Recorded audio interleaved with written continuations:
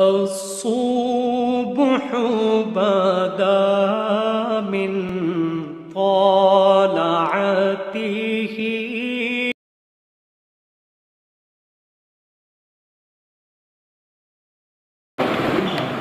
بسم اللہ الرحمن الرحیم۔ تیسرے پارے میں 3 رکوع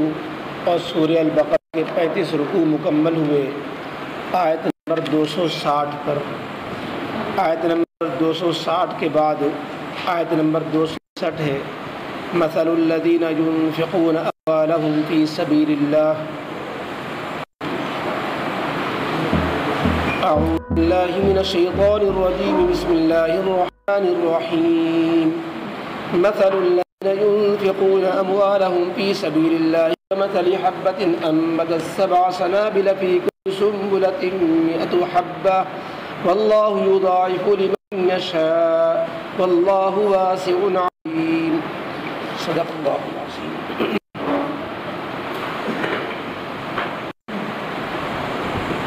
اوپر کے رکوع میں 3 واقعات کا ذکر تھا۔ پہلا واقعہ حضرت ابراہیم علیہ السلام کا اپنے وقت کے بادشاہ نمرود سے مناظرہ مذاکرے کا تھا، اور ابراہیم علیہ السلام نے دلائل کے ذریعے سے اللہ رب العزت کی قدرت و وحدانیت کو ثابت کیا کہ میرا رب وہ ہے جو زندہ کرتا ہے، موت دیتا ہے، موت و حیات کا مالک ہے، سورج کو پورب سے نکالتا ہے، پشچم میں ڈبوتا ہے۔ تو اللہ کی قدرت و صفات کو ذکر کر کے اللہ کی وحدانیت کو ثابت کر کے بتایا کہ عبادت کے لائق صرف اللہ کی ذات ہے۔ دوسرے واقعے میں حضرت عزیر علیہ السلام پر اللہ رب العزت نے موت کو 100 سال تک تاریخ کے بتا دیا کہ اس طریقے سے انسان برزخی زندگی گزارے گا، موت اس پر طاری ہوگی، پھر قیامت میں دوبارہ اٹھایا جائے گا۔ تو اللہ تعالیٰ نے خود انہی کی ذات کو ان کے لیے نمونہ بنا دیا۔ پھر ان کے ساتھ جو تھا وہ کھانا تھا، اس کو بھی نمونہ کے طور پر ذکر کیا کہ اللہ چاہے کسی چیز میں تغیر نہ ہونے دے، جیسے ان کا کھانا 100 سال تک سڑا نہیں، اور جب اللہ تغیر کرتا ہے تو ایسا کہ ہڈی اور گوشت سب جو ہے ریزہ ریزہ ہو جاتے ہیں، جیسا کہ گدھے کا حال ہوا تھا۔ تیسرا واقعہ کل کی آیت میں ابراہیم علیہ السلام کے اللہ سے سوال و جواب کا تھا۔ اللہ رب العزت نے سوال کیا ابراہیم علیہ السلام نے، مجھے دکھلائیے آپ مردوں کو کیسے زندہ کرتے ہیں۔ اللہ تعالیٰ نے ان کو کہا کہ آپ 4 پرندے لیجئے، فلانا پہاڑ پر ان کو قیمہ بنا کے رکھ دیجئے، 4 اجزاء کو بالکل رلا ملا کے ان کو بلائیے، ان کے اجزاء جوڑیں گے، ہڈیاں جوڑیں گی، پر چڑھیں گے، روح ان کے اندر آئے گی اور یک بارگی آ کر کے آپ آواز پر چلے آئیں گے۔ یہ اللہ رب العزت قیامت کے دن ایسا ہی کریں گے کہ اللہ کی طرف سے سور جب پھونکا جائے گا دوسرا، تو اللہ کا حکم ہوگا سارے مردوں میں جو چاہے جس شکل میں ہو گیا ہو، خواہ اس کی ہڈی ریزہ ہو گئی ہو، اس کو راکھ کر دیا گیا ہو، جلا دیا گیا ہو، اس کو پانی بہا دیا گیا ہو، درندے نے کھا لیا ہو، اللہ کا جہاں جز ہوگا، اللہ چونکہ جان رہا ہے، سارے اجزاء جوڑیں گے، وہ جسم بنے گا، اس میں روح پڑے گی، اور پھر دنیا کے جسم کی طرح ایک جسم تیار ہوگا، میدان محشر میں سب جمع ہو جائیں گے۔ اللہ نے دنیا میں جیتے جی ان پیغمبروں کے ذریعے سے یہ نمونے دیے۔ اب جب کہ اللہ کی قدرت اور اللہ کی صفات و ذات کا یقین بندے کو ہو گیا، اور مرنے کے بعد کی زندگی کے بھی اسے علم ہو گیا، اور قیامت کا اور آخرت کا اسے یقین حاصل ہو گیا کہ ہاں دلائل سے پہلے بھی معلوم تھا، اللہ نے نمونے کے ذریعے سے مشاہدے سے بھی بتا دیا کہ مرنے کے بعد زندگی ہے، حساب کتاب ہے، آخرت ہے۔ تو آخرت اور قیامت کے یقین ہو جانے کے بعد اب انسان کا کام یہ ہے کہ اب فکر کرے کہ اس آخرت کے لیے کچھ تیاری کر کے جانا چاہیے، وہاں کچھ کوشاں اور زیادہ راہ لے کے جانا چاہیے۔ تو اب اللہ رب العزت کے راستے میں جو آخرت کی تیاری ہوتی ہے اس کا ذکر ہوتا ہے، اور یہ بتایا جاتا ہے کہ چونکہ آخرت کی تیاری کے لیے انسان کو جانی عبادتیں بھی ہیں، مالی عبادتیں بھی ہیں، اور طرح طرح کی عبادتیں ہیں، لیکن انسان کو مال خرچ کرنے میں زیادہ مشقت پیش آتی ہے۔ کہتے ہیں چلی جائے دمڑی نہ جائے، تو اس لیے انسان جو ہے مال کے کمانے میں، مال کے خرچ کرنے میں بہت بے احتیاطی کرتا ہے، اور مال اللہ کے راستے میں تو جب ہی خرچ کرے گا جب اللہ سے محبت ہوگی اور آخرت کے لیے آخرت کا سے فکر ہوگا، ورنہ وہ خرچ بھی کرے گا تو صحیح نیت کے ساتھ نہیں کرے گا۔ تو اس لیے اللہ کے راستے میں جو خرچ کرنا کہلاتا ہے، اللہ رب العزت نے اس کی آیتوں میں ترغیب دی، اور یہ تقریباً 2-3 رکوع مال کو اللہ کے راستے میں خرچ کرنا، پھر خرچ کرنے کے شرائط، کیسا صدقہ اللہ کے یہاں قبول ہے، اور اللہ کے نام پہ کیا ہوا کون سا صدقہ منہ پہ مار دیا جاتا ہے، کیا شرائط ہے اللہ کے یہاں قبولیت کے، اس طرح کی تفصیلات آگے کی آیتوں میں آئیں گی۔ آج کی اس آیت کے اللہ رب العزت نے اللہ کے راستے میں خرچ کرنے کی فضیلت بیان فرمائی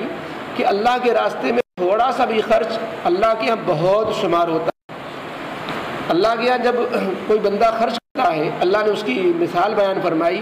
کہ انسان نے 1 روپیہ خرچ کیا، ایک چیز خرچ کی، ایک چھوٹا سا مال خرچ کیا، اللہ کے یہاں اس کی مثال ایسی ہے کہ جیسے کاشتکار ایک اچھا سا دانہ زمین پہ اور بہت اچھی زمین پہ اس کو بو دیتا ہے، اور وہ دانہ جب اگتا ہے تو اس دانے سے مثلاً گیہوں کا دانہ ہے تو وہ دانہ سے جب نکلتا ہے اس میں 7 بالیاں ہوتی ہیں، اور ہر بالی کے اندر 100 دانے ہوتے ہیں۔ تو کاشتکار نے ایک دانہ زمین میں بویا تھا، گویا زمین میں ایک دانہ اس نے خرچ کیا تھا، کاشتکار کو اس ایک دانے سے 700 دانے ہاتھ لگے۔ ایسے اللہ رب العزت کے ہاں بندہ جو ایک چیز خرچ کرتا ہے، اللہ اس کے بدلے میں اس کو 700 گنا چیز بڑھا کر دیں گے۔ اور یہاں پر اللہ رب العزت نے اس بات کہ ہم تمہاری نیکی، ایک نیکی کو 700 گنا نیکی کریں گے، اس کو مختصر لفظوں کے بجائے کاشتکار کے گیہوں کے دانے سے تشبیہ کر کے مثال دے کر اس کو سمجھایا۔ اس سے اور مثال کے ذریعے سے اس بات کو گویا لمبا کر کے بیان کیا۔ اس کی وجہ یہ ہے کہ اس مثال کے کچھ شرطیں بھی نظر آ رہی ہیں۔ نمبر 1، دانہ بھی صحیح ہونا چاہیے، تبھی تو اس سے پیڑ اگے گا، گیہوں کا درخت نکلے گا، تو دانہ بھی صحیح ہونا چاہیے۔ لہٰذا انسان جو صدقہ کر رہا ہے وہ بھی حلال ہونا چاہیے، ورنہ دانہ ہی صحیح نہیں تو اس سے درخت ہی نہیں اگے گا۔ نمبر 2، کاشتکار بھی ماہر ہونا چاہیے، اور کاشتکار اس کو دانے کو زمین میں دفن کرنے کا فن جانتا ہو، ایسی خرچ کرنے والا بھی جانتا ہو کس نیت سے ہمیں کہاں خرچ کرنا چاہیے، تو کس نیت سے کس کو خرچ کرنا ہے یہ بھی خرچ کرنے والے کو معلوم ہونا چاہیے، ورنہ وہ دانہ ضائع کر دے گا، وہ دانہ زمین میں کسی طریقے سے الٹا ڈال دے گا تو اس سے کچھ نکلے گا ہی نہیں۔ تیسری شرط یہ کہ کاشتکار زمین میں دانے کو دفن کر رہا ہے، جس زمین میں دانے کو بو رہا ہے وہ زمین بھی بنجر نہیں ہونی چاہیے، وہ زمین بھی قابل کاشت ہونا چاہیے۔ ایسے ہی انسان آدمی جس جگہ اللہ کے نام پر رقم لگا رہا ہے وہی اللہ کی نگاہ میں مصرف ہونا چاہیے، وہاں خرچ کرنے کا استحقاق ہونا چاہیے، مستحقین پر خرچ کیا جائے، غریبوں پر، بیواؤں پر، یتیموں پر، مسجدوں پر، شفا خانوں پر، مدرسوں پر، اسپتالوں پر، اور مختلف دینی ضروریات پر، جہاد میں، قتال میں، جنگوں میں جو اسلام کے لیے، اسلام کی سربلندی کے لیے ہوں، بیماروں پر۔ تو جو جہاں خرچ کیا، تو جس طریقے سے دانہ صحیح جگہ جو ہے بویا جائے گا، تو بنجر زمین میں اگر بویا گیا تو اس سے کچھ نہیں ہوگے گا، 700 بالیاں کہاں سے نکلی۔ اسی طریقے سے اگر صحیح جگہ خرچ نہیں کیا مال کو، بھلے اس اللہ کے نام پہ کیا لیکن جگہ ہی نہیں تھی، اللہ کے وہاں پسند ہی نہیں ہے، وہ اللہ کو اس جگہ کرنا پسند ہی نہیں ہے، وہی سمجھ رہا ہے کہ ہم صحیح کر رہے ہیں، اڑا رہا ہے، کہیں جو سجاوٹیں کر رہا ہے، کہیں کچھ اور فضول خرچیاں کر رہا ہے، کہیں چراغاں کر رہا ہے۔ اللہ رب العزت نے، اللہ کے نبی نے، بزرگوں نے کہیں نہیں بتایا، لہذا ایسا کرنے والا اپنے پیسے کو ضائع کر رہا ہے، صحیح جگہ خرچ نہیں کر رہا۔ تو اللہ رب العزت نے ایک نیکی کو 700 نیکی بنانے کے لیے جو مثال دی، اس مثال میں کاشتکار کے دانے کی اور مثال دے کر کے وہ اس طرف شرطوں کی طرف اشارہ کر دیا کہ جیسے کاشتکار کو ایک دانے سے 700 دانے جب ملتے ہیں، جب وہ کاشتکار ان باتوں کا خیال کرتا ہے کہ دانہ صحیح ہو، زمین صحیح ہو، خرچ کر، اور کاشتکار جو ہے اس فن کا واقف ہو، اسی طریقے سے اللہ کے راستے میں خرچ کرنے والے بھی یہی حال ہوتا ہے کہ مال حلال سے صحیح نیت کے ساتھ صحیح لوگوں پہ خرچ کیا ہے تو اللہ رب العزت کے ہاں ایک کے 700 گنا ملتے ہیں۔ عام نیکیوں کے بارے میں تو اللہ کا اصول ہے من جاء بالحسنۃ فلہ عشر امثالھا، کہ ایک نیکی کو اللہ 10 گنا دیتے ہیں، یہ کم سے کم کا حال ہے۔ لیکن خرچ کرنے کے معاملے میں اللہ رب العزت نے ایک نیکی کو جو اللہ کے راستے میں خرچ کی جائے اس کو 700 گنا بنا کے دیا۔ گویا اللہ کے راستے میں خرچ کرنے کا کچھ ثواب زیادہ ہی ہے، اور یہ 700 گنا بھی اخلاص کی بنیاد پر ہے۔ گویا اگر اخلاص ادنا درجے کا اخلاص ہے ہی نہیں تب تو وہ مال ضائع چلا گیا۔ اخلاص ہے ادنا درجے کا صحیح تو کم از کم 10 نیکی 1 کی 10 تو ملیں گے ہی، اور اگر اخلاص اعلیٰ درجے کا ہے تو 701 جو ہے پیسے کے گویا 700 پیسے اللہ کے یہاں بنیں گے، اور بہت اعلیٰ درجے کا جس درجے کا اخلاص بڑھتا جائے گا، اللہ رب العزت نے 700 پر بھی حد نہیں فرمائی بلکہ فرمایا واللہ یضاعف لمن یشاء، 700 سے بھی زیادہ اللہ تعالیٰ بڑھا دیں گے۔ جیسا کہ حدیث میں آیا کہ ایک کھجور کو اللہ اس طرح پرورش کرتے رہتے ہیں کہ اس کو احد پہاڑ کے پر قیامت کے دن بنا کے پیش کریں گے، ڈھیر لگا ہوگا احد پہاڑ جیسا، حالانکہ بندے نے ایک ہی کھجور اللہ کے راستے میں خرچ کی تھی، لیکن اس کو کھجور کے پہاڑ جیسا ڈھیر نظر آئے گا کہ اللہ کے راستے میں اس نے گویا خرچ کیا، اس کے اخلاص کی برکت سے ہوگا۔ تو اس لیے یہاں پر اللہ رب العزت نے کہا کہ بندوں کو چاہیے کہ اللہ کے راستے میں اپنے مالوں کو اخلاص و للہیت کے ساتھ اللہ کی رضا کے لیے، آخرت کی تیاری اور آخرت میں جمع کرنے کے لیے، آخرت کے بینک میں جو ہے بینک بیلنس کرنے کے لیے اپنے مالوں کو اللہ کے راستے میں دیتے رہیں۔ اللہ کے یہاں ان کی بڑی قدردانی ہوگی اور 1 کے 700 گنا اللہ عطا فرمائیں گے۔ فرمایا مثل الذین ينفقون اموالهم فی سبیل اللہ، وہ لوگ جو خرچ کرتے ہیں اپنے مالوں کو اللہ کی راہ میں، وہ لوگ جو خرچ کرتے ہیں اپنے مالوں کو اللہ کی راہ میں، ان کے خرچ کی ہوئے مال کی مثال اور اس کا حال ایسا ہے کمثل حبۃ، جیسا کہ ایک گیہوں کا دانہ ہو، انبت 7 سنابل، کہ اس گیہوں کے ایک دانے سے 7 بالیاں نکلی، یعنی ایک درخت نکلا اس میں 7 بالیاں اگی، فی کل سنبلۃ 100 حبۃ، ہر بالی میں 100 دانے ہیں۔ تو اس طرح کاشتکار کو گیہوں کے ایک دانے سے 100 دانے حاصل ہوئے، اسی طریقے سے اللہ کے راستے میں خرچ کرنے والے کو 1 کے 700 گنا حاصل ہوتے ہیں۔ اس پر بھی اللہ بس نہیں کرتا، واللہ یضاعف من یشاء، اخلاص جس درجے کا زیادہ ہوتا ہے اللہ اسی کے بقدر اس کی نیکی میں جتنا چاہتا ہے اضافہ فرما دیتا ہے۔ واللہ یضاعف، اور اللہ بڑھاتا رہتا ہے، لمن یشاء، اس کے لیے چاہتا ہے، واللہ واسع علیم، اور اللہ بے انتہا بخشنے والا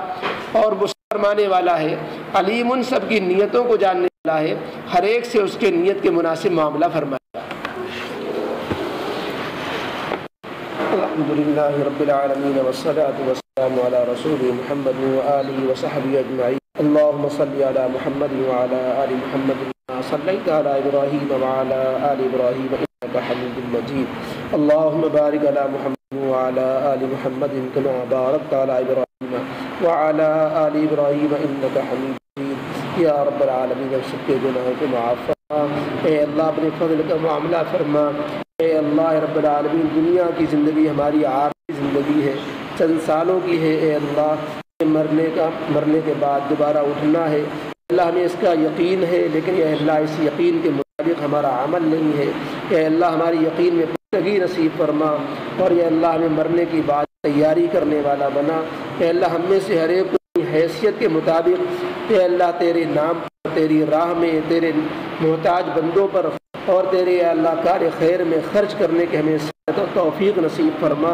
ہمت نصیب فرما، اے اللہ بخیلی اور یا اللہ کنجوسی کے مرض سے ہم سب کی حفاظت فرما، اے اللہ غلط جگہوں اور ناجائز موقعوں پر اور ریاکاری اور شہرت کے جذبے سے اللہ خرچ کرنے سے ہم سب کی حفاظت فرما، اے اللہ عقل حلال اور رزق حلال ہم سب کو نصیب فرما، اور اے اللہ عقل اور حلال میں جن جن لوگوں کے حقوق ہم سے وابستہ ہیں ان سب کے حقوق کی ادائیگی کی فکر کرنے والا بنا، اے اللہ رب العالمین، قیامت کے دن بندوں کے اے اللہ قدم اس وقت تک نہیں ہٹیں گے جب تک ان کی آمدنی کا، ان کے خرچ کا حساب نہ لے لیا جائے، اے اللہ رب العالمین ہمیں اپنی آمدنیوں کو بھی پاک کرنے والا بنا، اپنے خرچ کو بھی اے اللہ صحیح میں رکھنے والا بنا، اے اللہ قبل اس کے کہ ہمیں حساب لیا جائے دنیا میں ہمیں اپنا محاسبہ، اپنا جائزہ لیتے رہنے والا بنا، اے اللہ ہمیں موت کی یاد رکھنے والا بنا، موت کی تیاری کرنے والا بنا، اور اپنے فضل سے اے اللہ ہم سب کا ایمان پر خاتمہ فرما، اے اللہ جو لوگ دنیا سے جا چکے